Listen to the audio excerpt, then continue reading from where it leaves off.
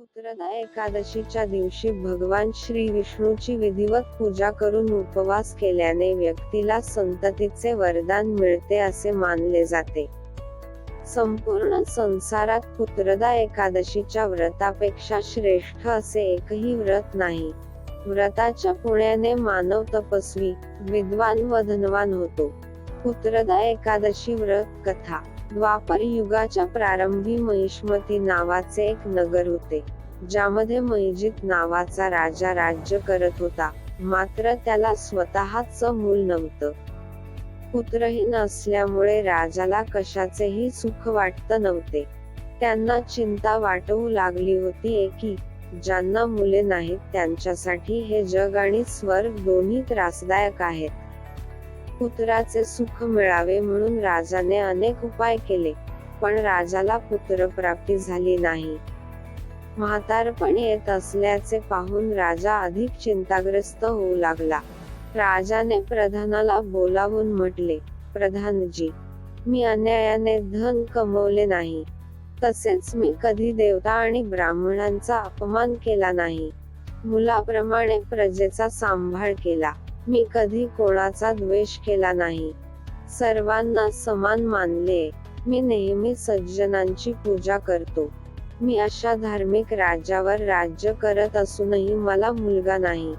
त्यामुळे मला खूप वाईट वाटतंय. याचं कारण काय? राजा मैजितच्या या गोष्टीचा विचार करण्यासाठी मंत्री आणि प्रधानजी जंगलात गेले. राजाच्या मनोकामना पूर्ण व्हाव्यात म्हणून ते एका महान तपस्वी ऋषींना भेटण्यासाठी आश्रम शोधू लागले. एका आश्रमात त्यांना एक अतिवृद्ध महान तपस्वी महात्मा लोमेश मुनी दिसले. सर्वांनी जाऊन ऋषींना नमस्कार केला.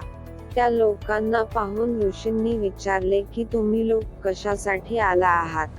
लोमेश ऋषींचे असे शब्द ऐकून सर्वजण म्हणाले, हे महर्षी, आमचे शब्द जाणण्यात आपण ब्रह्मदेवापेक्षा अधिक सक्षम आहात. त्यामुळे आमच्या शंका दूर करा. महिष्मतीपुरीचा धर्मी राजा मैजिताच्या प्रजेचे पुत्राप्रमाणे पालन करतो. तरीही ते निपुत्रिक असल्यामुळे दुःखी आहे. ते पुढे म्हणाले की आम्ही त्यांची प्रजा आहोत. त्यामुळे त्यांच्या दुःखाने आपणही दुःखी आहोत. महापुरुषांच्या नुसत्या दर्शनाने अनेक संकटे दूर होत असल्याने हे संकट नक्कीच दूर होईल असा आम्हाला पूर्ण विश्वास आहे.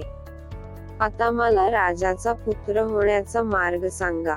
हे संभाषण ऐकून ऋषींनी थोडा वेळ डोळे मिटून घेतले आणि राजाच्या मागील जन्माची कथा जाणून घेऊन सांगू लागले की हा राजा मागील जन्मी गरीब वैश्य होता. गरीब असल्याने त्याने अनेक वाईट कृत्ये केली. हा व्यवसाय करण्यासाठी गावोगावी जात असे.